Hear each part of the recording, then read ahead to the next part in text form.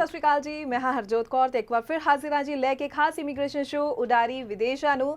ਤੇ ਅੱਜ ਆਪਾਂ ਖਾਸ ਤੌਰ ਤੇ ਗੱਲ ਕਰਾਂਗੇ ਜੀ ਆਸਟ੍ਰੇਲੀਆ ਨੂੰ ਲੈ ਕੇ ਤੇ ਯੂਕੇ ਨੂੰ ਲੈ ਕੇ, ਕਿਉਂਕਿ ਜਦੋਂ ਵਿਦਆਊਟ ਆਇਲਸ ਦੀ ਗੱਲ ਆ ਜਾਂਦੀ ਹੈ ਤਾਂ ਸਟੂਡੈਂਟਸ ਯੂਕੇ ਨੂੰ ਲੈ ਕੇ ਜ਼ਿਆਦਾ ਸੋਚਣਾ ਚਾਹੁੰਦੇ ਨੇ ਕਿ ਚਲੋ ਯੂਕੇ ਚਲੀਏ। ਤੇ ਜੇ ਆਸਟ੍ਰੇਲੀਆ ਦੀ ਗੱਲ ਕਰੀਏ ਤਾਂ ਜਦੋਂ ਦੇ ਬਾਰਡਰ ਰੀਓਪਨ ਹੋਣ ਦੀ ਨਿਊਜ਼ ਆਈ ਹੈ, ਸਟੂਡੈਂਟਸ ਵਿੱਚ ਇੱਕ ਵਾਰ ਫਿਰ ਤੋਂ ਕ੍ਰੇਜ਼ ਹੈ ਕਿ ਚਲੋ ਆਸਟ੍ਰੇਲੀਆ ਲਈ ਅਪਲਾਈ ਕਰੀਏ। ਤੇ ਅੱਜ ਪੂਰੀ ਜਾਣਕਾਰੀ ਤੁਹਾਨੂੰ ਇਸ ਸ਼ੋਅ ਦੇ ਵਿੱਚ ਮਿਲਣ ਵਾਲੀ ਹੈ, ਇਸ ਲਈ ਪੂਰਾ ਸ਼ੋਅ ਤੁਸੀਂ ਸ਼ੁਰੂ ਤੋਂ ਲੈ ਕੇ ਅਖੀਰ ਤੱਕ ਧਿਆਨ ਨਾਲ ਸੁਣਨਾ ਤੇ ਵੇਖਣਾ ਜ਼ਰੂਰ ਹੈ। ਤੇ ਅੱਜ ਦੇ ਸ਼ੋਅ ਦੇ ਵਿੱਚ ਡਿਸਕਸ਼ਨ ਦੇ ਲਈ ਅਸੀਂ ਇਨਵਾਈਟ ਕੀਤਾ ਹੈ ਜੀ ESS ਗਲੋਬਲ ਤੋਂ study visa expert Rohit Shetty ਜੀ। ਬਹੁਤ ਬਹੁਤ ਸਵਾਗਤ ਹੈ ਜੀ, ਸਤਿ ਸ਼੍ਰੀ ਅਕਾਲ। ਥੈਂਕ ਯੂ ਵੈਰੀ ਮਚ ਜੀ ਫॉर ਦਿਸ ਵਾਰਮ ਵੈਲਕਮ। ਇਸ ਪ੍ਰੋਗਰਾਮ ਜੁੜੇ ਸਾਰੇ ਦਰਸ਼ਕਾਂ ਨੂੰ ਮੇਰੇ ਵੱਲੋਂ ਤੇ ESS ਦੀ ਪੂਰੀ ਟੀਮ ਵੱਲੋਂ ਪਿਆਰ ਭਰਿਆ ਸਤਿ ਸ਼੍ਰੀ ਅਕਾਲ ਜੀ। ਤਾਂ ਪ੍ਰੋਗਰਾਮ ਦੀ ਸ਼ੁਰੂਆਤ ਵਿੱਚ ਆਸਟ੍ਰੇਲੀਆ ਤੋਂ ਹੀ ਮੈਂ ਸਵਾਲ ਕਰਾਂਗੀ ਕਿ ਜਦੋਂ ਤੋਂ ਨਿਊਜ਼ ਆਈ ਹੈ ਰੀਓਪਨ ਹੋ ਰਿਹਾ ਬਾਰਡਰ, ਤਾਂ ਸਟੂਡੈਂਟਸ ਜੋ ਬਹੁਤ ਲੰਮੇ ਟਾਈਮ ਤੋਂ ਵੇਟ ਕਰ ਰਹੇ ਸੀ, ਜੋ ਸਿਰਫ ਆਸਟ੍ਰੇਲੀਆ ਹੀ ਜਾਣਾ ਚਾਹੁੰਦੇ ਨੇ, ਸੋ ਇੱਕ ਨਵੀਂ ਉਮੀਦ ਉਹਨਾਂ ਦੇ ਮਨ ਵਿੱਚ ਹੈ। ਤੇ ਆਪਾਂ ਇਸ ਨਵੀਂ ਉਮੀਦ ਨੂੰ ਕਿੰਨਾ ਕੁ ਜੈਨੂਇਨ ਸਮਝੀਏ, ਕਿਉਂਕਿ ਸਟੂਡੈਂਟਸ ਦਾ ਨਾਲ ਸਵਾਲ ਇਹ ਵੀ ਆ ਰਿਹਾ ਕਿ ਅਸੀਂ ਬਹੁਤ ਲੰਮੇ ਸਮੇਂ ਤੋਂ ਸੁਣ ਰਹੇ ਹਾਂ ਕਿ ਬਾਰਡਰ ਰੀਓਪਨ ਹੋ ਜਾਣਗੇ,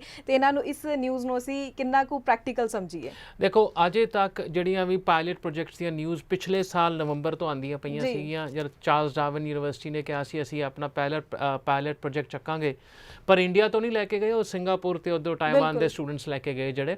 ਹਾਊਐਵਰ ਇਸ ਟਾਈਮ ਇਹ ਡਿਫਰੈਂਟ ਕਿਉਂ ਹੈ? ਕਿਉਂਕਿ ਗਵਰਨਮੈਂਟ ਦੇ ਉੱਤੇ ਬਹੁਤ ਸਾਰਾ ਪ੍ਰੈਸ਼ਰ ਜਾਂ ਕੁਐਸਚਨ ਮਾਰਕ ਸੀਗਾ ਕੁਆਰੰਟੀਨ ਨੂੰ ਲੈ ਕੇ। ਆਸਟ੍ਰੇਲੀਆ ਇੱਕ ਇਹੋ ਜਿਹਾ ਕੰਟਰੀ ਹੈ ਜੋ ਇਹਦੇ ਵਾਸਤੇ ਲੀਸਟ ਪ੍ਰੀਪੇਅਰਡ ਸੀਗਾ ਇਨ terms of quarantine.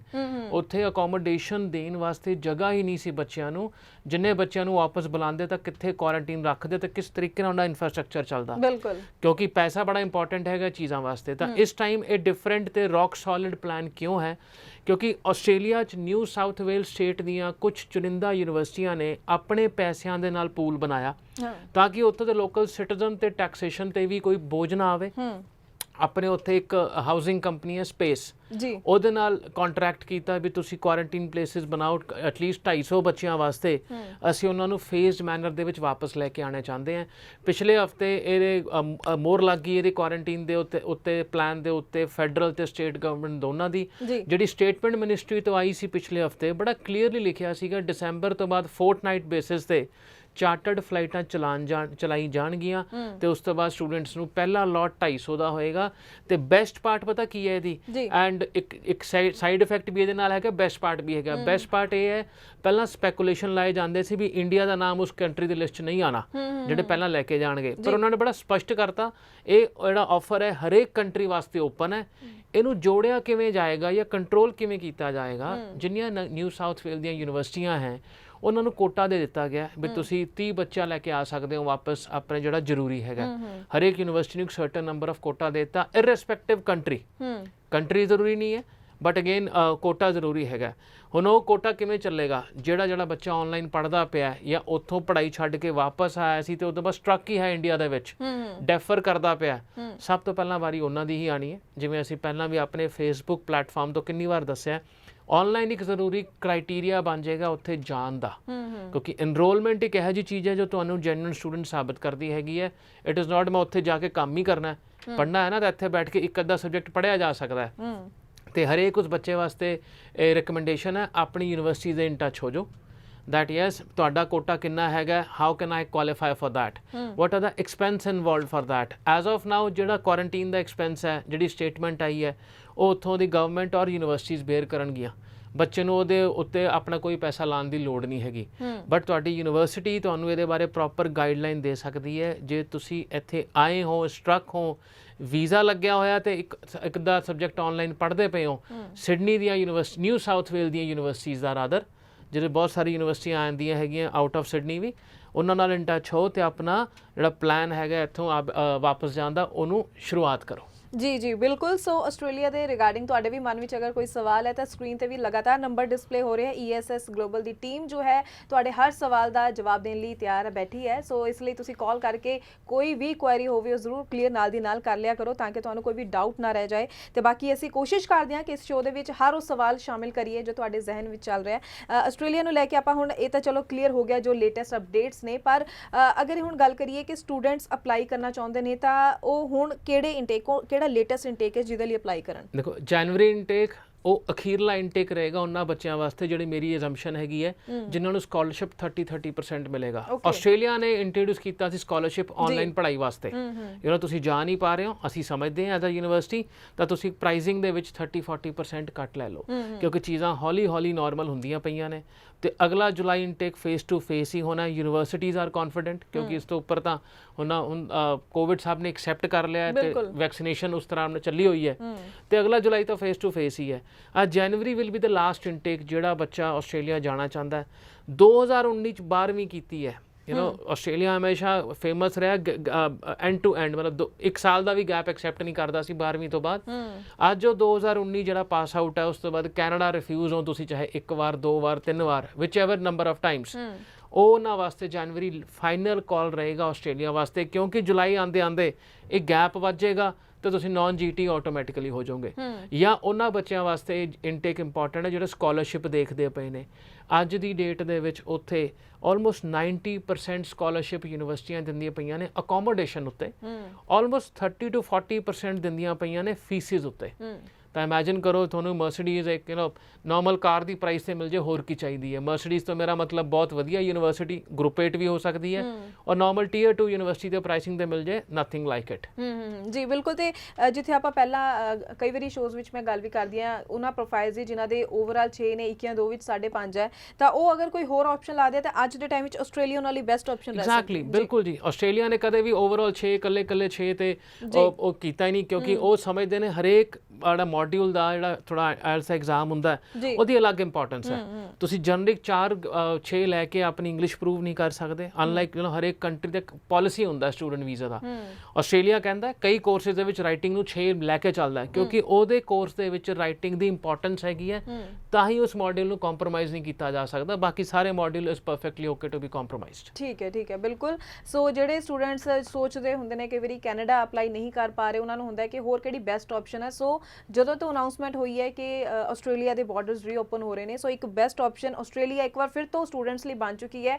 January intake ਲਈ ਅਪਲਾਈ ਕਰਦੇ ਹੋ ਤਾਂ ਚੰਗੀ ਸਕਾਲਰਸ਼ਿਪਸ ਹਾਲੇ ਵੀ ਤੁਹਾਡਾ ਇੰਤਜ਼ਾਰ ਕਰ ਰਹੀਆਂ ਨੇ, ਤੁਸੀਂ ਉਹਨਾਂ ਦਾ ਫਾਇਦਾ ਜ਼ਰੂਰ ਲੈ ਸਕਦੇ ਹੋ। ਤੇ ਇਸ ਦੇ ਲਈ ਹੋਰ ਜਾਣਕਾਰੀ ਚਾਹੀਦੀ ਹੈ ਤਾਂ ਲਗਾਤਾਰ ਨੰਬਰ ਡਿਸਪਲੇ ਹੋ ਰਿਹਾ, ਕਾਲ ਜ਼ਰੂਰ ਕਰ ਲਓ ਤਾਂ ਕਿ ਤੁਹਾਡੀ ਪ੍ਰੋਫਾਈਲ ਦੇ ਅਕੋਰਡਿੰਗਲੀ ਤੁਸੀਂ ਸਹੀ ਤਰੀਕੇ ਨਾਲ ਜਾਣ ਸਕੋ। ਬਾਕੀ ਤੁਸੀਂ ਜਿਹੜੇ ਵੀ ਤੁਹਾਨੂੰ ਇਹਨਾਂ ਦੀ ਬ੍ਰਾਂਚ ਨੇੜੇ ਲੱਗਦੀ ਹੈ ਉੱਥੇ ਜਾ ਕੇ ਵਿਜ਼ਿਟ ਕਰੋ। ਡਾਕੂਮੈਂਟਸ ਜ਼ਰੂਰ ਲੈ ਕੇ ਜਾਣਾ, ਕਿਉਂਕਿ ਡਾਕੂਮੈਂਟਸ ਦੇਖ ਕੇ ਹੀ ਸਹੀ ਤਰੀਕੇ ਨਾਲ ਅਸੈਸਮੈਂਟ ਹੋ ਸਕਦੀ ਹੈ, ਤੁਹਾਨੂੰ ਗਾਈਡ ਕੀਤਾ ਜਾ ਸਕਦਾ ਹੈ। ਆਪਾਂ ਅਗਰ ਇੱਥੇ ਗੱਲ ਕਰ ਰਹੇ ਹਾਂ ਆਸਟ੍ਰੇਲੀਆ ਨੂੰ ਨਾਲ ਜੋ ਸਪਾਊਸ ਵੀਜ਼ਾ ਵੀ ਲਗਵਾਉਣਾ ਚਾਹੁੰਦੇ ਨੇ, ਕਿ ਉਹ ਵੀ ਹਲੇ ਹੁਣ ਕੁਝ ਖਾਸ ਚੀਜ਼ਾਂ ਦਾ ਉਹਨਾਂ ਨੂੰ ਬੈਨੀਫਿਟ ਮਿਲ ਸਕਦਾ ਅਗਰ ਹਲੇ ਹੁਣ ਅਪਲਾਈ ਕਰਦੇ ਨੇ? ਦੇਖੋ, ਸਪਾਊਸ ਵੀਜ਼ੇ ਜਿਹੜੇ ਕੀਤੇ ਜਾਂਦੇ ਨੇ ਜੀਟੀ ਨੂੰ ਲੈ ਕੇ, ਬੇਸਿਕਲੀ ਸਪਾਊਸ ਵੀਜ਼ਾ ਤਾਂ ਹਾਈਲਾਈਟ ਬਾਰ-ਬਾਰ ਹੁੰਦਾ ਜੀਟੀ ਦੇ ਵਿੱਚ ਕੁਆਲੀਫਾਈ ਕਰਦਾ ਹੈ ਨਹੀਂ ਕਰਦਾ। ਕਈ ਕਹਿੰਦੇ ਆ ਜੀ ਸਪਾਊਸ ਮੈਰਿਜ 1 ਸਾਲ ਪੁਰਾਣੀ ਹੋਣੀ ਚਾਹੀਦੀ ਹੈ, but I believe and what I think and ਅਸੀਂ ਕਿਵੇਂ ਕੰਮ ਕਰਦੇ, ਰਿਲੇਸ਼ਨਸ਼ਿਪ ਪੁਰਾਣਾ ਹੋਣਾ ਚਾਹੀਦਾ ਜੀ। ਓਕੇ, ਲਵ ਮੈਰਿਜਸ ਹੁੰਦੀਆਂ ਨੇ 4-4 5-5 ਸਾਲ ਤੋਂ ਜਾਣਦੇ ਹੋ, ਮੈਰਿਜ ਮੇਰੀ ਕੱਲ ਹੋਈ ਹੈ, ਇਹਦਾ ਮਤਲਬ ਮੈਂ ਆਸਟ੍ਰੇਲੀਆ ਨਹੀਂ ਜਾ ਸਕਦਾ। ਦਾ ਆਨਸਰ ਇਜ਼ ਯੈਸ, ਡੈਫੀਨਿਟਲੀ ਤੁਸੀਂ ਜਾ ਸਕਦੇ ਹੋ ਐਜ਼ ਲੌਂਗ ਐਜ਼ ਰਿਲੇਸ਼ਨਸ਼ਿਪ ਪੁਰਾਣਾ ਦਿਖਾਓ ਆਪਣਾ, ਤੁਸੀਂ ਇੰਨੇ ਸਾਲਾਂ ਤੱਕ ਦੂਜੇ ਨੂੰ ਜਾਣਦੇ ਹੋ। ਕਿ ਇਹ ਮੈਰਿਜ ਦੀ ਗੱਲ ਕਿਉਂ ਆਉਂਦੀ ਹੈ ਬਾਰ-ਬਾਰ, ਕਿਉਂਕਿ ਆਪਣੇ ਜਿੱਥੇ ਆਪਾਂ ਜਿਸ ਹਿੱਸੇ ਦੇ ਦੇਸ਼ ਤੇ ਆਪਾਂ ਬੈਠੇ ਹਾਂ ਉੱਥੇ ਮੈਰਿਜ ਨੂੰ ਇੱਕ ਬਾਹਰ ਜਾਣ ਦਾ ਜ਼ਰੀਆ ਬਣਾਇਆ ਜਾਂਦਾ। ਬਿਲਕੁਲ। ਹਾਈ ਕਮਿਸ਼ਨ ਯੂਨੀਵਰਸਿਟੀਜ਼ ਆਪਣੇ ਵੱਲੋਂ ਪੂਰਾ ਪ੍ਰੀਕਾਸ਼ਨ ਲੈ ਕੇ ਚੱਲਦੀਆਂ ਨੇ ਵੀ ਜਿਹੜਾ ਬੱਚਾ ਮੈਰਿਡ ਕੇਸ ਹੈ ਉਹ ਆਵੇ, ਉਹਨਾਂ ਦੇ ਆਪਣੇ ਪੈਰਾਮੀਟਰ ਹੈ। ਇੱਕੋ ਚੀਜ਼ ਬੈਕਗਰਾਉਂਡ 'ਚ ਰਿਲੇਸ਼ਨਸ਼ਿਪ ਜੈਨੂਨ ਹੋਣਾ ਚਾਹੀਦਾ। ਮੈਰਿਜ ਦੀ ਡੇਟਾ ਤੁਹਾਡਾ ਐਕਚੁਅਲ ਰਿਲੇਸ਼ਨਸ਼ਿਪ ਸਿੱਧ ਨਹੀਂ ਕਰਦੀਆਂ। ਰਿਲੇਸ਼ਨਸ਼ਿਪ ਜੈਨੂਇਨਟੀ ਦੇ 100 ਪ੍ਰੂਫ ਦਿਖ ਜਾਂਦੇ ਨੇ, ਉਹ ਦਿਓ। ਜੇ ਤੁਹਾਡਾ ਸੈਲਰੀ ਬੈਂਕ 'ਚ ਹੈ, ਕੈਸ਼ 'ਚ ਹੈ, ਡਜ਼ਨਟ ਮੈਟਰ। ਇਹ ਸਿਰਫ ਇੱਕ ਚੀਜ਼ ਹੈ ਜੋ ਯੂਨੀਵਰਸਿਟੀਆਂ ਨੇ ਬਣਾਈ ਹੈ ਦੈਟ ਅਸੀਂ ਜੈਨੂਨ ਇੰਪਲੋਇਮੈਂਟ ਤਾਂ ਸਮਝਾਂਗੇ ਜੇ ਆ ਹੈ। ਉਹ ਵੀ ਕਿਉਂ ਆਇਆ? ਕਿਉਂਕਿ ਲੋਕਾਂ ਨੇ ਛਪਾ ਕੇ ਆਪਣੇ ਐਕਸਪੀਰੀਅੰਸ ਭੇਜੇ ਹੋਏ ਨੇ, ਕੰਮ ਕਰਦੇ ਨਹੀਂ ਪਏ। ਜਦ ਇੱਕ ਪ੍ਰੋਫਾਈਲ ਬਣਾਉਣ ਦੀ ਕੋਸ਼ਿਸ਼ ਕੀਤੀ ਜਾਂਦੀ ਹੈ ਨਾ, ਉਦੋਂ ਹੀ ਰੂਲ ਸਖਤ ਹੁੰਦੇ ਨੇ, ਅਦਰਵਾਈਜ਼ ਸਾਰੀ ਦੁਨੀਆ ਲੌਜਿਕ ਤੇ ਚੱਲਦੀ ਹੈ। ਹਿੰਦੁਸਤਾਨ ਦੇ ਵਿੱਚ ਅੱਧੇ EMPLOYEE ਕੈਸ਼ ਕੰਮ ਕਰਦੇ ਹੋਣਗੇ, ਇਹਦਾ ਮਤਲਬ ਇਹ ਨਹੀਂ ਉਹ ਕੰਮ ਨਹੀਂ ਕਰਦੇ, ਕਿਆ ਕੰਮ ਕਰਦੇ ਆ ਨਾ। ਬਟ ਇੱਕ ਚੀਜ਼ ਆਈ, ਉਹ ਲੌਜਿਕ ਦਾ ਬਟਨ ਆਫ ਹੋਇਆ ਤੇ ਨਾਲ ਦੇ ਨਾਲ ਰੂਲ ਆ ਜਾਂਦੇ ਨੇ ਵੀ ਅਸੀਂ ਇਸੇ ਪ੍ਰੋਫਾਈਲ ਨਾਲੋਂ ਲਵਾਂਗੇ। ਤਾਂ ਇਹਨਾਂ ਨੂੰ ਜੇ ਤੁਸੀਂ ਆਸਟ੍ਰੇਲੀਆ ਅਪਲਾਈ ਕਰਨਾ ਸਿਰਫ ਰੂਲ ਹੀ ਸਮਝੋਗੇ ਆਪਣੇ ਦਿਮਾਗ ਦੇ ਵਿੱਚ, ਬਹੁਤ ਸਾਰੀ ਯੂਨੀਵਰਸਿਟੀਆਂ ਨੇ ਜਿਹੜੀ ਉੱਥੇ ਲੌਜਿਕ ਤੇ ਵੀ ਚੱਲਦੀਆਂ ਨੇ, ਐਕਚੁਅਲ ਜ਼ਿੰਦਗੀ 'ਚ ਕੀ ਹੁੰਦਾ ਉਹ ਸਮਝਦੀਆਂ ਨੇ। ਇੱਥੇ ਛੋਟਾ ਜਿਹਾ ਹੋਰ ਐਗਜ਼ਾਮਪਲ ਦਿੰਦਾ ਜੀ।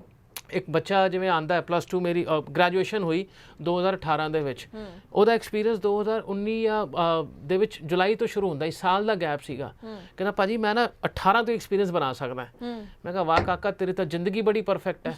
31 ਜੁਲਾਈ ਨੂੰ ਪੇਪਰ ਦੇ ਕੇ ਨਿਕਲਿਆ, ਰਿਜ਼ਲਟ ਆਇਆ ਤੇ ਅਗਲੇ ਦਿਨ ਤੋਂ ਨੌਕਰੀ ਮਿਲ ਗਈ। ਕੀ ਐਕਚੁਅਲ ਲਾਈਫ 'ਚ ਹੁੰਦਾ? ਦਾ ਆਨਸਰ ਇਜ਼ ਨੋ। ਹਰੇਕ ਨੂੰ ਨੌਕਰੀ ਲੱਭਣ ਵਾਸਤੇ 3-4 ਮਹੀਨੇ ਲੱਗਦੇ ਨੇ।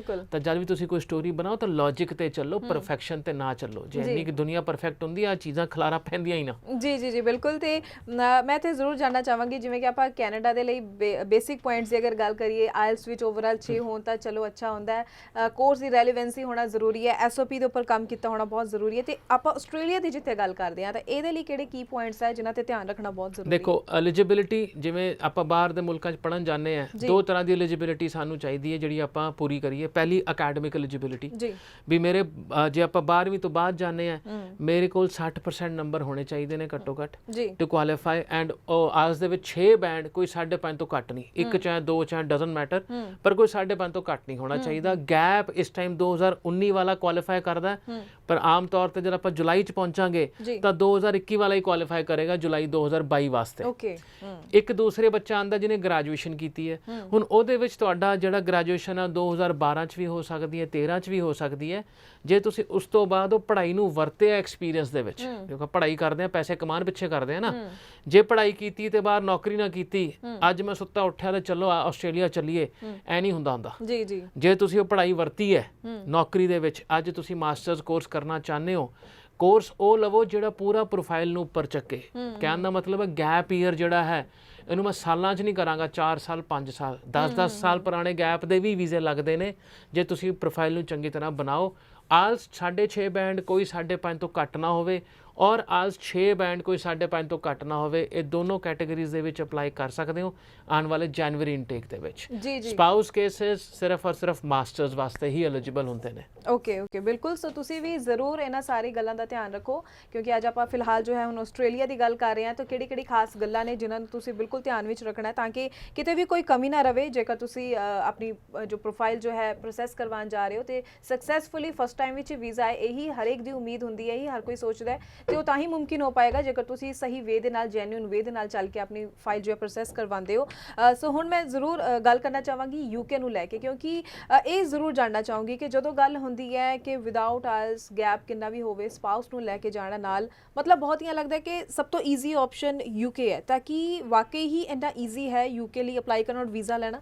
ਦੇਖੋ ਉਹ ਕਹਿ ਨਾ ਕੈਨੇਡੀਅਨ ਕੌਂਸੂਲੇਟ ਦਾ ਇੱਕ ਬੜਾ ਫੇਮਸ ਹੈ ਪ੍ਰਵਰਬ ਸੀਗਾ, ਉਹਦਾ ਮਤਲਬ ਪਤਾ ਕੀ ਹੈ, ਜੇ ਚੀਜ਼ਾਂ ਬਹੁਤ ਆਸਾਨ ਲੱਗਣ ਉਹ ਸੱਚ ਨਹੀਂ ਹੈ। ਜੇ ਬਹੁਤ ਸਾਰੀ ਚੀਜ਼ਾਂ ਵੀ ਐ ਪੇਸ਼ ਹੋਣ ਵੀ ਤਾਂ ਕੁਝ ਹੈ ਹੀ ਨਹੀਂ, ਉਹ ਸੱਚ ਹੋ ਹੀ ਨਹੀਂ ਸਕਦਾ। ਵਿਦਆਊਟ ਆਇਲਸ ਡੈਫੀਨੇਟਲੀ ਯੂਨੀਵਰਸਿਟੀਆਂ ਨੇ ਆਪਣੇ ਰੂਲ ਬਣਾਏ ਨੇ ਵੀ ਜੇ ਤੁਸੀਂ ਆਹ ਪਰਸੈਂਟੇਜ ਦੇ ਮਾਲਕ ਹੋ, ਅਸੀਂ ਤੁਹਾਡੇ ਤੋਂ ਆਸ ਨਹੀਂ ਲਵਾਂਗੇ। ਬਟ ਕੀ ਆਇਲਸ ਸਿਰਫ ਮੈਨੂੰ ਯੂਨੀਵਰਸਿਟੀ ਜਾਣ ਨੂੰ ਚਾਹੀਦਾ ਜਾਂ ਕਾਮਯਾਬ ਹੋਣ ਨੂੰ ਚਾਹੀਦਾ ਹੈ? ਅੱਜ ਦਾ UK ਤੇ 2009 ਦਾ UK ਬਿਲਕੁਲ ਵੱਖਰਾ। ਉਦੋਂ ਸ਼ਾਇਦ ਇੰਪੋਰਟੈਂਸ ਹੁੰਦੀ ਸੀ ਪਹੁੰਚ ਕੇ ਆਪਾਂ ਦੇਖ ਲਾਂਗੇ ਜੋ ਕਰਨਾ ਹੈ। ਉਹ ਸਾਰਾ ਬੱਚਾ ਰੁਲਿਆ 2009 ਤੋਂ ਬਾਅਦ ਜਿਹੜਾ ਕਿ ਸਿਰਫ ਪਹੁੰਚ ਨੂੰ ਲੈ ਕੇ ਗਿਆ। ਕੋਈ ਇਲੀਗਲ ਹੋ ਗਿਆ, ਕੋਈ ਉੱਥੇ ਅੱਗੇ ਨਿਕਲ ਗਿਆ, ਕੋਈ 8-10 ਸਾਲ ਲਾ ਕੇ ਵਾਪਸ ਆ ਗਿਆ। ਇਹ ਉਹ ਪਨੀਰੀ ਸੀ। ਅੱਜ ਦਾ ਜਿਹੜਾ UK ਵੀਜ਼ਾ ਹੈਗਾ ਇਹ ਆਸਟ੍ਰੇਲੀਆ ਕੈਨੇਡਾ ਵਰਗਾ ਹੈ। ਕਿਉਂਕਿ ਇਹ ਵੀਜ਼ਾ ਅਗਲੇ ਸਾਲ ਵਰਕ ਪਰਮਿਟ 'ਚ ਤਬਦੀਲ ਹੁੰਦਾ। ਉਸ ਤੋਂ ਬਾਅਦ ਸਕਿਲਡ ਰਾਊਟ ਦੇ ਹਿੱਟ ਨਾਲ ਤੁਹਾਡਾ PR ਦੇ ਚਾਂਸ ਬਣਦੇ ਨੇ। 2009 ਦੇ ਵਿੱਚ PR ਵਰਗੀ ਕੋਈ ਚੀਜ਼ ਨਹੀਂ ਹੁੰਦੀ ਸੀਗੀ ਪੜ੍ਹਾਈ ਤੋਂ ਬਾਅਦ। ਹੁਣ ਇਹ ਸਟੂਡੈਂਟ ਵੀਜ਼ਾ ਨੂੰ ਜੇ ਮੈਂ 2009 ਨਾਲ ਕੰਪੇਅਰ ਕਰਾਂਗਾ, ਮੈਂ ਬੇਵਕੂਫ ਹੈ। ਵਿਦਆਊਟ ਆਇਲਸ ਯੈਸ ਮੈਂ ਜਾ ਸਕਦਾ, ਮੈਂ ਅਪਲਾਈ ਕਰ ਸਕਦਾ। ਕੀ ਵੀਜ਼ਾ ਮਿਲੂਗਾ ਕਿ ਨਹੀਂ ਮਿਲੂਗਾ ਉਹ ਤੁਹਾਡੀ ਇੰਟਰਵਿਊ ਤੇ ਡਿਪੈਂਡ ਕਰਦਾ।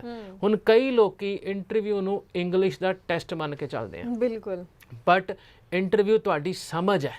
ਸਮਝ ਤੋਂ ਮਤਲਬ ਹੈ ਜੇ ਮੈਂ ਅੱਜ 15 ਲੱਖ ਰੁਪਇਆ UK ਦੇ ਵਿੱਚ ਲਾਣ ਲੱਗਿਆ ਕੋਰਸ ਦੇ ਪਿੱਛੇ, ਵੀਜ਼ਾ ਆਫਿਸਰ ਨੇ ਉਹੀ 3 ਚੀਜ਼ਾਂ ਦੇਖਣੀਆਂ ਨੇ। ਪਿੱਛੇ ਰੈਲੇਵੈਂਸੀ ਕੀ ਹੈ, ਪਰਿਵਾਰ ਦੀ ਬੈਕਗਰਾਉਂਡ ਕੀ ਹੈ, ਤੇ ਇਹ 15 ਲੱਖ ਰੁਪਏ ਲਾਏ ਅੱਜ ਤੋਂ ਜਦ ਪੜ੍ਹਾਈ ਪੂਰੀ ਕਰੂਗਾ ਨੌਕਰੀ ਦੇ ਵਿੱਚ ਕਿਵੇਂ ਪੇ ਬੈਕ ਹੋਣਗੇ। ਅੱਜ ਦੀ ਡੇਟ ਇੰਡੀਆ ਦੇ ਵਿੱਚ ਕਰੋੜਾਂ ਰੁਪਏ ਦੀ ਡੋਨੇਸ਼ਨ ਦਿੱਤੀ ਜਾਂਦੀ ਹੈ ਕਈ ਪੜ੍ਹਾਈਆਂ ਵਾਸਤੇ। ਕਿਉਂ ਦਿੱਤੀ ਜਾਂਦੀ ਹੈ? ਕਿਉਂਕਿ ਬੜਾ ਕਲੈਰਿਟੀ ਹੈ, ਆਹ ਡੋਨੇਸ਼ਨ ਮੈਂ ਅਗਲੇ 5 ਸਾਲ ਨੌਕਰੀ ਲੈ ਕੇ ਰਿਕਵਰ ਕਰ ਲਾਂਗਾ। ਬਿਲਕੁਲ। ਉਹਨੂੰ ਰਿਟਰਨ ਔਨ ਇਨਵੈਸਟਮੈਂਟ ਜਿਹੜੀ ਬੇਸਿਕਲੀ ਹੁੰਦੀ ਹੈ, ਇਹ ਚੀਜ਼ ਵੀਜ਼ਾ ਆਫਿਸਰ ਸੋਚਦਾ। 15 ਲੱਖ ਰੁਪਏ ਕੋਰਸ ਦੇ ਲਾ ਰਹੇ ਆ, ਕੀ ਇਹਦਾ ਆਉਣ ਵਾਲਾ ਸਮੇਂ 'ਚ ਨੌਕਰੀ ਵੀ ਹੈ ਕਿ ਨਹੀਂ ਹੈ? ਉਹਨੂੰ UK 'ਚ ਕਿਹਾ ਜਾਂਦਾ ਜਨਰਲ ਸਟੂਡੈਂਟ ਰੂਲ। ਉਹਦੇ ਵਿੱਚ ਤੁਹਾਡੀ ਇੰਗਲਿਸ਼ ਵੀ ਆ ਜਾਂਦੀ ਹੈ, ਤੁਹਾਡੀ ਅੰਡਰਸਟੈਂਡਿੰਗ ਆਫ ਦਾ ਕੋਰਸ ਵੀ ਆ ਜਾਂਦੀ ਹੈ, ਤੁਸੀਂ ਇਹ ਕੋਰਸ ਕਿਉਂ ਚੁਣਿਆ, ਜਿਹਨੂੰ ਆਪਾਂ ਇੰਟਰਵਿਊ ਦਾ ਨਾਮ ਦੇ ਦਿੰਦੇ ਨੇ। ਤਾਂ ਮੇਰੀ ਸਖਤ ਐਂਡ ਸਟਰੋਂਗ ਸੁਜੈਸ਼ਨ ਇਹ ਹੈ, ਜਿੱਥੇ ਦੁਨੀਆ ਕਿਸੇ ਵੀ ਦੇਸ਼ 'ਚ ਪਲਾਨ ਕਰਦੀ ਹੈ ਬਾਹਰ ਜਾਣ ਦੀ, ਨਿਊਜ਼ੀਲੈਂਡ, ਯੂਕੇ, ਕੈਨੇਡਾ ਔਰ ਆਸਟ੍ਰੇਲੀਆ ਔਰ ਐਨੀ ਅਦਰ ਕੰਟਰੀ, ਆਲਸ ਨਾਲ ਲੈ ਕੇ ਜਾਂਦੀ ਹੈ। ਜੇ ਤੁਹਾਡੀ ਇੱਕ ਵੱਖਰੀ ਐਪਲੀਕੇਸ਼ਨ ਵਿਦਆਊਟ ਆਲਸ ਗਈਗੀ ਨਾ, ਵੀਜ਼ਾ ਆਫਿਸਰ ਨੇ ਦਿਮਾਗ 'ਚ ਲਾਣਾ ਹੀ ਹੈ ਵੀ ਇਹ ਦੁਨੀਆ ਭਰ ਆਲਸ ਕਰਕੇ ਆਉਂਦੀ ਹੈ, ਇਹ ਬੱਚਾ ਕਿਉਂ ਵੱਖਰਾ ਹੈ ਉਸੇ ਮਾਰਕੀਟ ਤੋਂ, ਜਾਂ ਤਾਂ ਬਾਲਾ ਉਹ ਹੈ ਇੰਟੈਲੀਜੈਂਟ ਹੈ, ਇਹਨੂੰ ਪਤਾ ਇਹਨੇ ਜ਼ਿੰਦਗੀ 'ਚ ਕੀ ਕਰਨਾ ਹੈ, ਜਾਂ ਬਾਲਾ ਬੁੱਗਾ ਹੈ। ਦੋਨੋਂ ਹੀ ਸੂਰਤਾਂ 'ਚ ਇੰਟਰਵਿਊ ਆਉਂਦਾ ਜੀ ਜੀ। ਤੇ ਉਹ ਜੇ ਬਾਲੇ ਇੰਟੈਲੀਜੈਂਟ ਹੋ ਡੈਫੀਨਿਟਲੀ ਨਿਕਲੋਗੇ, ਜੇ ਬਾਲੇ ਬੁੱਗੋ ਫਿਰ ਰੱਬ ਆਸਰਾ। ਬਿਲਕੁਲ ਸਹੀ ਕਿਹਾ ਤੁਸੀਂ। ਪਰ ਮੈਂ ਕਈ ਥਾਂ ਤੇ ਕੁਝ ਮੈਂ ਕਹਿ ਸਕਦੀ ਹਾਂ ਕਿ ਕੁਝ ਏਜੰਟਸ ਦੇ ਥਰੂ ਸੁਣਿਆ, ਜਾਂ ਕੁਝ ਆਪਾਂ ਐਡਸ ਵਿੱਚ ਕਹਿ ਲਈ ਕਿ ਉਹਦੇ ਵਿੱਚ ਬੜਾ ਹਾਈਲਾਈਟ ਕੀਤਾ ਹੁੰਦਾ ਹੈ ਕਿ ਤੁਸੀਂ ਯੂਕੇ ਲਈ ਅਪਲਾਈ ਕਰੋ ਵਿਦਆਊਟ ਆਇਲਸ ਔਰ ਵਿਦਆਊਟ ਇੰਟਰਵਿਊ। ਉਸ ਦੇ ਲਈ ਕੀ ਖਾਸ ਪਰਸੈਂਟੇਜ ਕੁਝ ਹੁੰਦੀ ਹੈ ਕਿ ਇੰਟਰਵਿਊ ਦੀ ਵੀ ਜ਼ਰੂਰਤ ਨਹੀਂ ਪੈਂਦੀ? ਦੇਖੋ ਵਿਦਆਊਟ ਇੰਟਰਵਿਊ ਤਾਂ ਪੋਸੀਬਲ ਹੀ ਨਹੀਂ ਹੈਗਾ ਜੀ। ਵਿਦਆਊਟ ਇੰਟਰਵਿਊ ਕਿਉਂ ਨਹੀਂ ਪੋਸੀਬਲ? ਕਿਉਂਕਿ ਹਾਈ ਕਮਿਸ਼ਨ ਕਿਤੇ ਨਹੀਂ ਇਹ ਲਿਖ ਕੇ ਦਿੰਦੀ ਵੀ ਅਸੀਂ ਇੰਟਰਵਿਊ ਨਹੀਂ ਲੈਣਾ, ਉਹਨਾਂ ਦੇ ਪ੍ਰੋਸੈਸ ਦਾ ਹਿੱਸਾ ਹੈ। ਉਹ ਲੈਣ ਜਾਂ ਨਾ ਲਾਣ ਇਹ ਉਹਨਾਂ ਦੀ ਵੱਖਰੀ ਕ੍ਰਾਈਟੇਰੀਆ ਜਾਂ ਕੈਟੇਗਰੀ ਹੈਗੀ ਹੈ, ਜਾਂ ਡਿਸੀਜਨ ਮੇਕਿੰਗ ਹੈ। ਪਰ ਮੈਂ ਇਹ ਕਹਾਂ ਐਮਬੈਸੀ ਇੰਟਰਵਿਊ ਲਏਗੀ, ਬਿਲਕੁਲ ਗਲਤ ਹੋਏਗਾ। ਯਾਦ ਕਰੋ ਪਿਛਲਾ ਸਾਲ 10 ਅਕਤੂਬਰ 2020 ਜਦ ਰਾਤੋਂ ਰਾਤ ਜਨਰਲ ਸਟੂਡੈਂਟ ਰੂਲ ਆਇਆ ਸੀ ਤੇ ਹਾਈ ਕਮਿਸ਼ਨ ਨੇ ਆਨਨ ਫਾਨਨ ਇੰਟਰਵਿਊ ਲੈਣੇ ਸ਼ੁਰੂ ਕਰਤੇ ਸੀ। ਰਿਜੈਕਸ਼ਨ ਸੀ ਪੂਰੀ ਮਾਰਕੀਟ ਦੇ ਵਿੱਚ। ਹਾਈ ਕਮਿਸ਼ਨ ਦਾ ਰਾਈਟ ਹੈ। ਸੀ ਵਿਦਆਊਟ ਆਇਲਸ ਇਹ ਸਿਰਫ ਅੰਡਰਸਟੈਂਡਿੰਗ ਹੈਗੀ ਹੈ। ਮੈਂ ਫੋਕਸ ਕਰਦਾ ਪਿਆ ਐਜ਼ ਐਨ ESS, ਬੱਚਾ ਕਾਮਯਾਬ ਹੋਵੇ ਜਿਹਦੇ ਲਈ ਉਹ 15 ਲੱਖ ਲਾਂਦਾ ਪਿਆ। ਮੈਂ ਕੋਈ ਭੇਜ ਕੇ ਉਹਦਾ ਉਹ ਨਹੀਂ ਮੁਕਾਣਾ ਵੀ ਮੇਰਾ ਕੰਮ ਹੋ ਗਿਆ। ਕੱਲ ਜਦ ਬੱਚਾ ਫੋਨ ਕਰਦਾ ਨਾ ਉੱਥੋਂ ਵੀ ਮੇਰਾ ਵਰਕ ਪਰਮਿਟ ਹੋ ਗਿਆ, ਖੁਸ਼ੀ ਹੁੰਦੀ ਹੈ। ਘਰ ਦੇ ਜਾਂ 4 ਚੱਕਰ ਮਾਰ ਕੇ ਆਉਂਦੇ ਆ, ਖੁਸ਼ੀ ਹੁੰਦੀ ਹੈ। ਜੀ ਜੀ ਜੀ। ਇੱਕ ਹੋਇਆ ਇਹਨੂੰ ਬਸ ਪਹੁੰਚਾ ਦੇਵਾਂ, ਕਾਲਜ ਫਸਾ ਦੇਵਾਂ, ਬਾਕੀ ਇਹ ਜਾਣੇ ਤੇ ਅਗਲਾ ਗਾਹਕ ਦੇਖ ਲਾਂਗੇ। ਇਹ ਸਿਰਫ ਅੰਡਰਸਟੈਂਡਿੰਗ ਹੈ। ਇਸ ਵਿੱਚ ਤੁਸੀਂ ਜ਼ਿੰਮੇਵਾਰ ਹੋ ਆਪਣੀ ਪ੍ਰੋਫਾਈਲ ਦੇ, ਕੀ ਅੰਡਰਸਟੈਂਡਿੰਗ ਦੇ ਨਾਲ ਚੱਲਣਾ ਤੇ ਕੀ ਜ਼ਿੰਦਗੀ ਸੈੱਟ ਕਰਨੀ ਹੈ, ਜਾਂ ਸਿਰਫ ਉੱਥੇ ਜਾ ਕੇ ਰੁਲਣਾ ਹੈਗਾ। ਬਿਲਕੁਲ ਸਹੀ। ਤੇ ਇੱਥੇ ਨਾ ਇੱਕ ਇਹਦਾ ਕਨੈਕਸ਼ਨ ਆਉਂਦਾ ਪਾਰਟ ਟਾਈਮ ਜੌਬਸ ਨਾਲ। ਹੁਣ ਜੇ ਤੁਹਾਡਾ ਇੰਗਲਿਸ਼ ਜਿਹੜਾ ਹੈਗਾ ਬੇਸਿਕਲੀ ਉਹ ਵੀਕ ਹੈ, ਤੁਹਾਡੇ ਕੋਲ ਪਾਰਟ ਟਾਈਮ ਜੌਬ ਵੀ ਪਿੱਛੇ ਨਾ ਬੈਕ ਐਂਡ ਦੇ ਹੋਣੇ ਆ, ਖੇਤਾਂ 'ਚ ਕੰਮ ਕਰ ਲਿਆ, ਮੀਟ ਵੱਢ ਲਿਆ, ਜਿੱਥੇ ਮੈਨੂੰ ਬੋਲਣ ਦੀ ਲੋੜ ਨਾ ਪਵੇ। ਜੇ ਤੁਹਾਡਾ ਇੰਗਲਿਸ਼ ਕਮਾਂਡ ਸਹੀ ਹੈ, ਤੁਹਾਡੇ ਕੋਲ ਦੁਨੀਆ ਭਰ ਦੇ ਪਾਰਟ ਟਾਈਮ ਜੌਬ ਓਪਨ ਨੇ ਕਿਤੇ ਵੀ ਸਟੋਰ ਦੇ ਵਿੱਚ, ਕਿਉਂਕਿ ਤੁਸੀਂ ਗੱਲਬਾਤ ਕਰਨ ਲੱਗੇ ਨਾ ਗੋਰੇ ਨਾਲ ਹਿਚਕਿਚਾਓਗੇ ਨਹੀਂ। ਤੇ ਗਰੋਥ ਹੀ ਉੱਥੇ ਆ ਜਿੱਥੇ ਗੱਲਾਂ ਬਾਤਾਂ ਹੁੰਦੀਆਂ। ਜੇ ਤੁਹਾਡਾ ਇੱਕ ਮੀਟ ਵੱਢਣ ਵਾਲਾ ਜਾਂ ਖੇਤਾਂ ਵਾਲਾ ਕੰਮ ਹੈ, ਕਿੰਨੀ ਗਰੋਥ ਹੈ ਪਰ ਆਵਰ। ਅੱਜ ਮੇਰੀ 12 ਪਾਉਂਡ ਸੈਲਰੀ ਹੈ, ਕੱਲ 12-15 ਹੋ ਜੂਗੀ। ਦੈਟ ਮੀਨਸ ਦ ਗਰੋਥ ਇਸ ਉੱਥੇ ਜਿੱਥੇ ਕਮਿਊਨੀਕੇਸ਼ਨ ਹੈ। ਜੀ ਜੀ ਬਿਲਕੁਲ। ਤੇ ਨਾਲ ਦੀ ਨਾਲ ਦਰਸ਼ਕਾਂ ਨੂੰ ਵੀ ਦੱਸ ਦਈਏ ਕਿ ESS ਗਲੋਬਲ ਵੱਲੋਂ 5 ਅਕਤੂਬਰ ਤੋਂ 30 ਅਕਤੂਬਰ ਤੱਕ ਸੈਮੀਨਾਰਸ ਵੀ ਕੀਤੇ ਜਾ ਰਹੇ ਨੇ। 5 ਅਕਤੂਬਰ ਤੋਂ ਸ਼ੁਰੂ ਹੋ ਚੁੱਕੇ ਨੇ।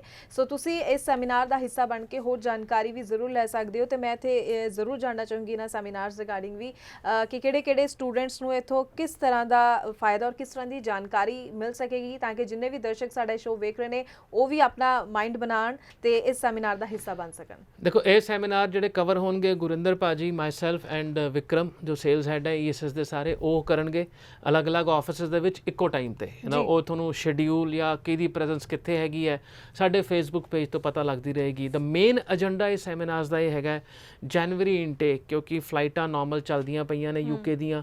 ਆਸਟ੍ਰੇਲੀਆ ਨੂੰ ਲੈ ਕੇ ਬਹੁਤ ਸਾਰੇ ਮਿਥ ਦਿਮਾਗ ਦੇ ਵਿੱਚ ਜੇ ਹੈਗੇ ਹੈ, ਇਹ ਸੈਮੀਨਾਰਾਂ ਦੇ ਵਿੱਚ ਉਹ ਚੀਜ਼ ਖਤਮ ਕੀਤੀ ਜਾਏਗੀ ਜਾਂ ਅੱਗੇ ਗਾਈਡ ਕੀਤੀ ਜਾਏਗੀ। ਕਿਉਂਕਿ ਅਕਤੂਬਰ 30 ਤੋਂ ਬਾਅਦ ਮੁਸ਼ਕਿਲ ਹੋਏਗਾ ਜਨਵਰੀ ਦੀਆਂ ਸੀਟਾਂ ਲੈਣਾ। ਜਿਹੜਾ ਪ੍ਰੋਸੈਸ ਹੈ ਕਿਸੇ ਵੀ ਦੇਸ਼ ਦਾ, UK ਦਾ 90 ਦਿਨਾਂ ਦਾ ਪ੍ਰੋਸੈਸ ਹੈ ਐਮਬੈਸੀ ਪਹੁੰਚਣ ਦਾ, ਆਸਟ੍ਰੇਲੀਆ ਦਾ ਵੀ ਤਕਰੀਬਨ ਸੇਮ ਹੀ ਹੈਗਾ। ਤਾਂ ਅਕਤੂਬਰ ਜੋ ਐਪਲੀਕੇਸ਼ਨ ਲੱਗੇਗੀ ਜਨਵਰੀ ਇਨਟੇਕ ਵਾਸਤੇ ਉਹੀ ਪਹੁੰਚ ਪਾਏਗੀ।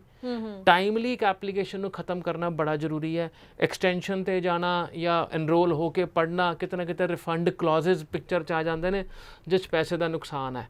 ਹੁਣ ਇਹਨੂੰ ਬੜਾ ਸਪਸ਼ਟ ਲੈ ਲਓ। ਜੇ ਸਪਾਊਸ ਕੇਸ ਹੈਗੇ ਹੋ, ਅੱਜ ਤੁਸੀਂ ਆਸਟ੍ਰੇਲੀਆ ਵੀ ਅਪਲਾਈ ਕਰ ਸਕਦੇ ਹੋ, UK ਵੀ ਅਪਲਾਈ ਕਰ ਸਕਦੇ ਹੋ। ਉਸ ਤੋਂ ਬਾਅਦ ਕਈ ਫੈਮਿਲੀ ਦੇ ਫੈਕਟਰਸ ਹੁੰਦੇ ਨੇ। ਮੇਰੇ ਬੇਬੀ ਹੈ, ਮੰਨ ਲਓ ਮੈਂ UK ਵਾਸਤੇ ਕੁਆਲੀਫਾਈ ਕਰਦਾ ਤਾਂ UK ਜਾਓ, ਕਿਉਂਕਿ ਸਪਾਊਸ ਦੋਨਾਂ ਦੇਸ਼ਾਂ ਦੇ ਵਿੱਚ ਹੀ ਪਹਿਲੇ ਦਿਨ ਤੋਂ ਕੰਮ ਕਰ ਸਕਦਾ ਹੈ। ਇਹ ਸਵਾਲ ਆਮ ਪੁੱਛਿਆ ਜਾਂਦਾ, ਭਾਜੀ ਮੈਂ ਮੈਰਿਡ ਹੈ, ਕਿਹੜਾ ਕੰਟਰੀ ਚੂਜ਼ ਕਰਾਂ? ਬੜਾ ਸਿੰਪਲ ਜਿਹਾ ਫਾਰਮੂਲਾ ਉਹਦਾ। 1 ਸਾਲ ਦੀ ਮਾਸਟਰਸ UK ਵਿੱਚ ਹੈ, 14 ਤੋਂ 15 ਲੱਖ ਰੁਪਇਆ। 2 ਸਾਲ ਦੀ ਮਾਸਟਰਸ ਆਸਟ੍ਰੇਲੀਆ ਦੇ ਵਿੱਚ ਹੈ, 30 ਲੱਖ ਰੁਪਏ ਦੀ ਫੀਸਾਂ ਨੇ।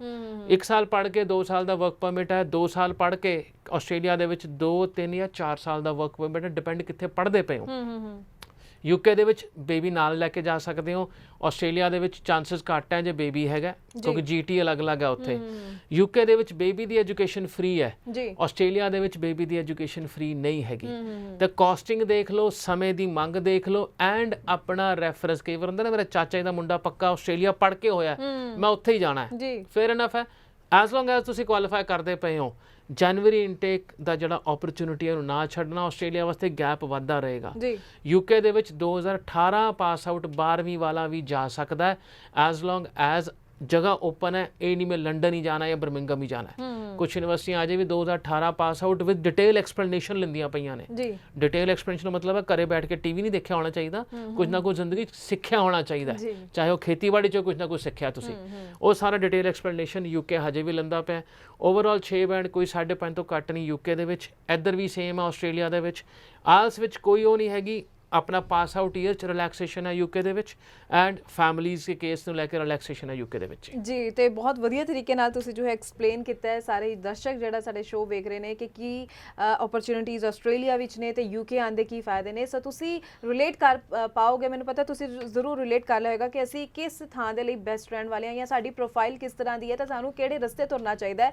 ਸੋ ਇਹੀ ਮਕਸਦ ਸਾਡੇ ਸ਼ੋਅ ਦਾ ਹੁੰਦਾ ਹੈ ਕਿ ਅਸੀਂ ਤੁਹਾਡੇ ਤੱਕ ਹਰ ਉਹ ਗੱਲ ਪਹੁੰਚਾਈਏ ਤੇ ਤੁਸੀਂ ਉਸ ਹਰ ਗੱਲ ਨੂੰ ਆਪਣੇ ਨਾਲ ਰਿਲੇਟ ਕਰ ਸਕੋ ਕਿ ਸਾਡੀ ਪ੍ਰੋਫਾਈਲ ਦੇ ਨਾਲ ਕੀ ਸਾਨੂੰ ਬੈਸਟ ਮਿਲ ਸਕਦਾ ਹੈ। ਕਿਉਂਕਿ ਜੇਕਰ ਤੁਸੀਂ ਅਵੇਅਰ ਹੋਵੋਗੇ ਤਾਂ ਹੀ ਤੁਸੀਂ ਆਪਣੇ ਫਿਊਚਰ ਦੇ ਲਈ ਸਹੀ ਡਿਸੀਜਨ ਲੈ ਸਕੋਗੇ। ਤੇ ਇਸ ਲਈ ਤੁਸੀਂ ਲਗਾਤਾਰ ਸਾਡੇ ਇਸ ਸ਼ੋਅ ਦੇ ਨਾਲ ਵੀ ਜੁੜਦੇ ਹੋ, ਜਾਣਕਾਰੀ ਲੈਂਦੇ ਹੋ, ਸਾਨੂੰ ਤੁਹਾਡੇ ਸਵਾਲ ਵੀ ਪਹੁੰਚਦੇ ਨੇ, ਤੁਹਾਡੇ ਸਵਾਲਾਂ ਨੂੰ ਅਸੀਂ ਆਪਣੇ ਸ਼ੋਅ ਵਿੱਚ ਸ਼ਾਮਿਲ ਵੀ ਕਰਦੇ ਹਾਂ। ਪਰ ਸਵਾਲ ਕੋਈ ਰਹਿ ਗਿਆ ਹੋਵੇ ਇਨ ਕੇਸ ਸ਼ੋਅ ਵਿੱਚ ਪੁੱਛਣ ਨੂੰ ਤਾਂ ਤੁਸੀਂ ਸਕਰੀਨ ਤੇ ਜੋ ਲਗਾਤਾਰ ਨੰਬਰ ਡਿਸਪਲੇ ਹੋ ਰਿਹਾ ਇਸ ਉੱਪਰ ਕਾਲ ਕਰਕੇ ਵੀ ਹੋਰ ਜਾਣਕਾਰੀ ਜ਼ਰੂਰ ਲੈ ਸਕਦੇ ਹੋ। ਤੇ ਨਾਲ ਦੀ ਨਾਲ ਜਿੱਥੇ ਵੀ ਤੁਹਾਨੂੰ ਨੇੜੇ ਲੱਗੇ ਵਿਜ਼ਿਟ ਕਰ ਸਕਦੇ ਹੋ ਇਹਨਾਂ ਦੀ ਬ੍ਰਾਂਚਸ ਵਿੱਚ। ਨੀਚੇ ਪੂਰੀ ਲਿਸਟ ਚੱਲ ਰਹੀ ਹੈ, ਤੁਹਾਨੂੰ ਜਿੱਥੇ ਨੇੜੇ ਲੱਗਦਾ ਆਪਣੇ ਡਾਕੂਮੈਂਟਸ ਲੈ ਕੇ ਜ਼ਰੂਰ ਵਿਜ਼ਿਟ ਕਰਿਆ ਕਰੋ। ਜਾਂਦੇ ਜਾਂਦੇ ਇੱਕ ਛੋਟਾ ਜਿਹਾ ਸੁਨੇਹਾ ਚਾਹੂੰਗੀ, ਉਸ ਤੋਂ ਬਾਅਦ ਦਰਸ਼ਕਾਂ ਦੇ ਨਾਲ ਹੋਰ ਜਾਣਕਾਰੀ ਵੀ ਸਾਂਝੀ ਕਰਾਂਗੇ। ਦੇਖੋ ਜਿਹੜੀ ਆ ਬਾਹਰ ਜਾਣ ਦੀ ਪਲੈਨਿੰਗ ਹੁੰਦੀ ਹੈ, ਓਪਰਚੁਨਿਟੀ ਹੁੰਦੀ ਹੈ। ਬੇਸਿਕਲੀ ਓਪਰਚੁਨਿਟੀ ਤਦ ਹੀ ਤੁਹਾਨੂੰ ਰਿਵਾਰਡ ਦਿੰਦੀ ਹੈ ਜੇ ਕੁਝ ਲੌਜਿਕ ਤੇ ਕੁਝ ਐਕਸਪੀਰੀਅੰਸ ਨੂੰ ਜੋੜਿਆ ਜਾਵੇ ਜੀ। ਕੱਲੇ ਐਕਸਪੀਰੀਅੰਸ ਨੂੰ ਮੈਂ ਲੈ ਕੇ ਚੱਲਾਂਗਾ ਮੇਰੇ ਪਿਛਲੇ ਫਲਾਣੇ ਨਾਲ ਐ ਹੋਇਆ ਸੀ ਜਾਂ ਉਹ ਐ ਪਹੁੰਚਿਆ ਸੀ, ਉਹ ਟਾਈਮ ਚਲਾ ਗਿਆ ਕਿਉਂਕਿ ਤਾਂ ਹੀ ਐਕਸਪੀਰੀਅੰਸ ਹੈ। ਅੱਜ ਦੀਆਂ ਪਾਲਿਸੀਆਂ ਡਿਫਾਈਨ ਕਰਨਗੀਆਂ ਆਉਣ ਵਾਲਾ ਸਮੇਂ ਕੀ ਹੋਏਗਾ, ਉਹਨੂੰ ਲੌਜੀਕਲੀ ਸਮਝਣਾ ਜ਼ਰੂਰੀ ਹੈ। ਤੁਸੀਂ ਕਿਤੇ ਵੀ ਜਾਣਾ ਚਾਹੁੰਦੇ ਹੋ ਐਜ਼ ਅ ਸਟੂਡੈਂਟ, ਹਰੇਕ ਥਾਂ ਤੁਹਾਨੂੰ ਆਪਸ਼ਨ ਅਵੇਲੇਬਲ ਹੈ, ਪਰ ਉਹ ਫੈਕਟਰਸ ਕਾਗਜ਼ ਤੇ ਲਿਖ ਲਓ ਜਾਣ ਦਾ ਮਕਸਦ ਕੀ ਹੈਗਾ।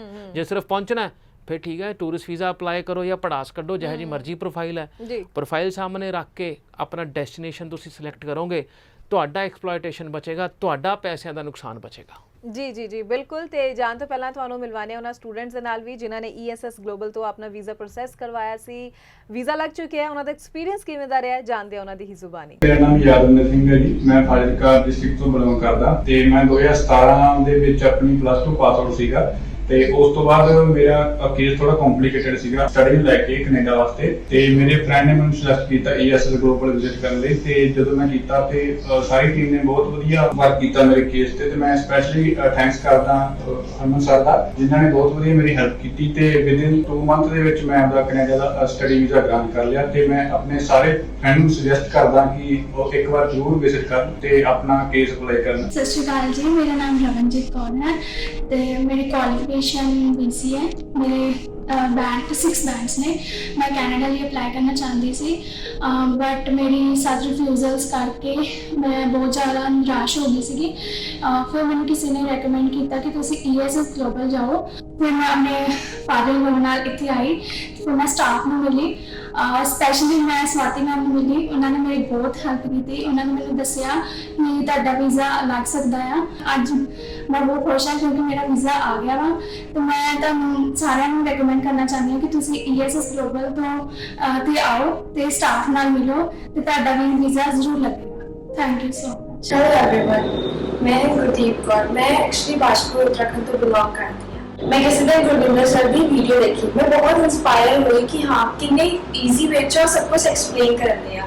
सो मैं डिसाइड किया कि रुद्रपुर च ESS ग्लोबल का जो ऑफिस आ उत्थे जाके मैं एक बार कंसल्ट करना। जब मैं इत्थे आई तो मैं इत्थे दी स्टाफ मैंबर्स नूं जदों मिली आई वाज वेरी हैप्पी कि इन्हां ने मैनूं इन्ने ईजी वे च सारी डॉक्यूमेंटेशन के बारे दस्सिया। फिर मैं अपनी फाइल प्रोसेसिंग स्टार्ट की एंड आज फाइनली मैनूं अपना वीज़ा मिल गया।